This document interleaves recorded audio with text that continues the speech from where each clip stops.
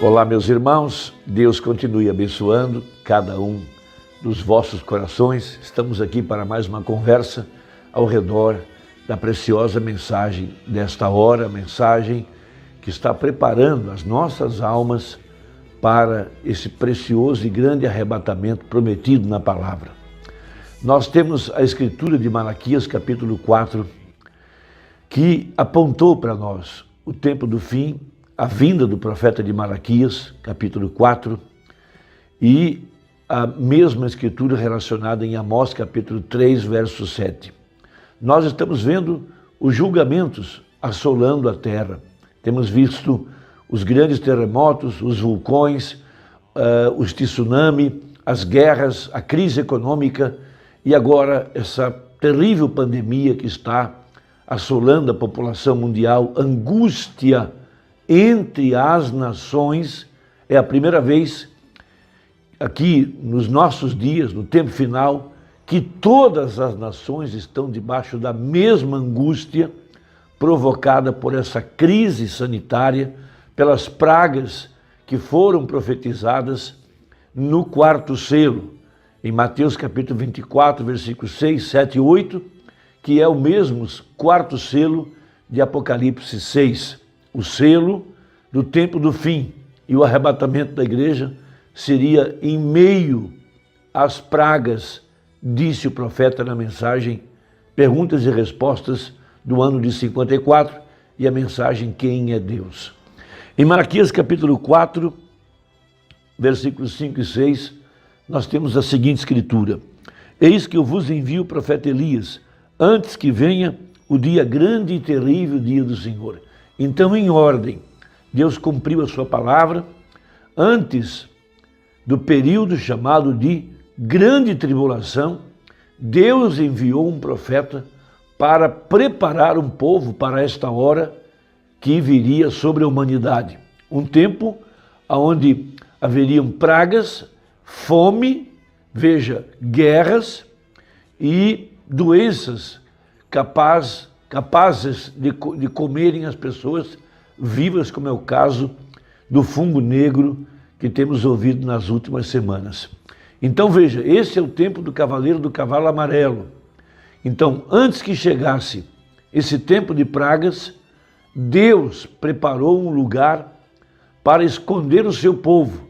E esse lugar é em Cristo, debaixo do sangue prometido. O sangue hoje é a vida. De acordo com Ezequiel, de acordo com Apocalipse 7 e de acordo com Apocalipse 9. Antes que as pragas atingissem a humanidade, Deus aplicaria o sinal, aplicaria a vida, veja, e colocaria a igreja dentro desse lugar secreto, além do véu, onde a igreja está guardada, longe da vista da serpente. Satanás não tem como adentrar a este lugar secreto. Somente a verdadeira igreja pode entrar nesse lugar secreto, além do véu, onde está a glória da Shekinah, onde está o poder da ressurreição, onde está o maná escondido, onde está a palavra revelada. Aquele livro que estava selado com 7 selos, porém agora já está aberto, já está revelado aos seus santos, aos quais Deus quis fazer quais são as riquezas da glória desse mistério que é Cristo entre os gentios.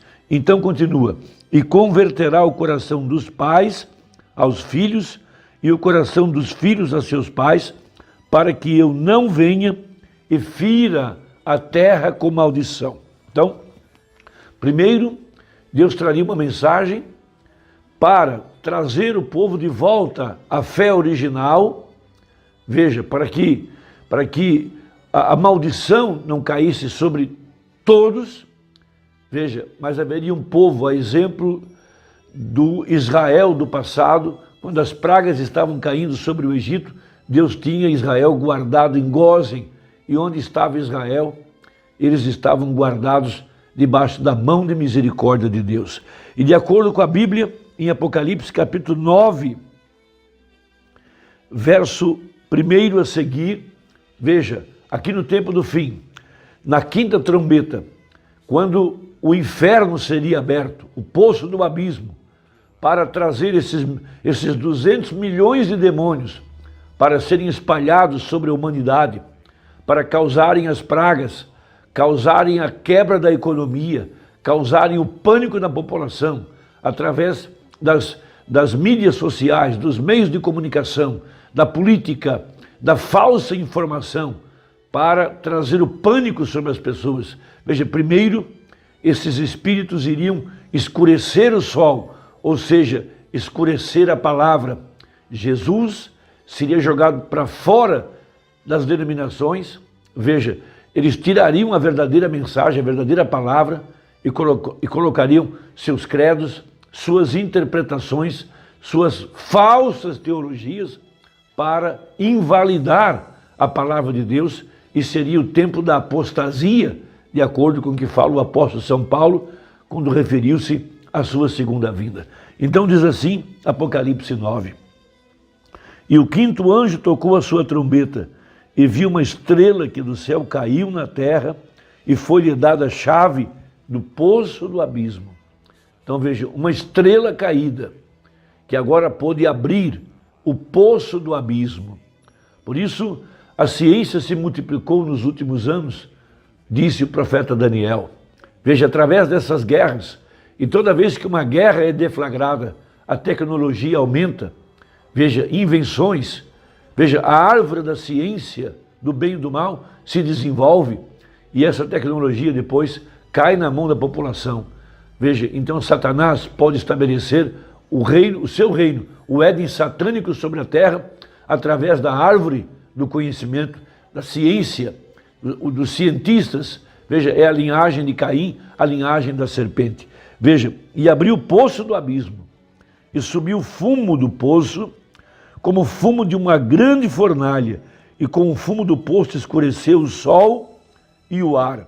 E do fumo vieram gafanhotos sobre a terra, e foi-lhes dado poder, como o poder que tem escorpiões da terra. Veja, isso são demônios, disse o profeta. Veja, e foi-lhes dito que não fizessem dano à erva da terra, nem a verdura alguma, nem a árvore alguma, mas somente aos homens que não têm nas suas testas o sinal de Deus.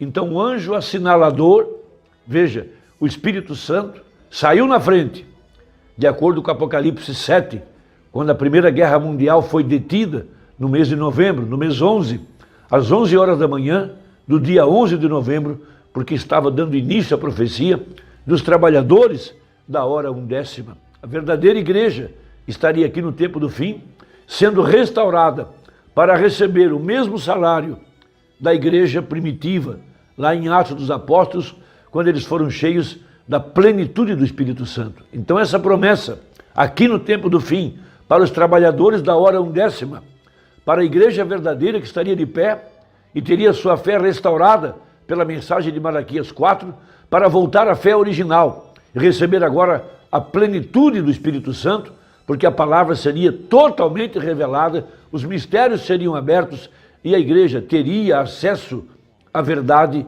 oculta da palavra. Então, veja, sai uma mensagem, e toda vez que a mensagem sai, ela é uma mensagem de misericórdia, chamando um povo ao arrependimento. E houve uma mensagem chamando um povo para fora do sistema de Laodiceia. Laodiceia condenada, Laodiceia morta, Laodiceia cega, Laodiceia que se tornou uma sepultura, veja, e tornou-se morada de toda ave imunda, de acordo com Apocalipse 18, o mistério da grande Babilônia aqui no tempo do fim.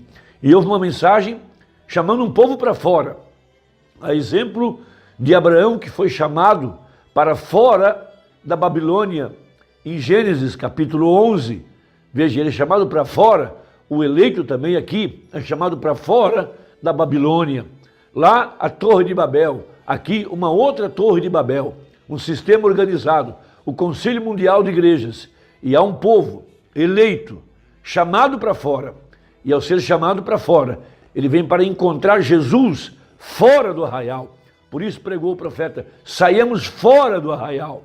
Veja, não dentro do arraial denominacional, lá você não vai encontrar Jesus. Então, saindo fora do arraial, veja lá onde está agora a palavra manifestada, fora de todo o sistema de toda a organização. Veja, Jesus Cristo, o mesmo ontem, hoje e eternamente, o ministério do Filho do Homem.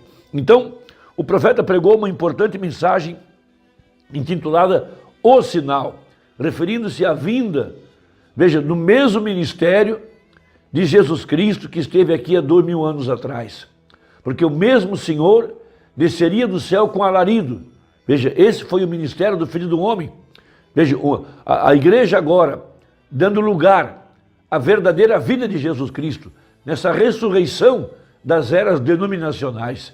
Então haveria aqui um ministério idêntico ao de Jesus Cristo, para que a pedra de coroa pudesse acoplar, veja, no mistério das metades, como pregou o profeta sobre o papelzinho do chinês. Quando as duas metades se encontrassem, então seria tempo de voltar para casa com uma roupa nova, uma roupa lavada.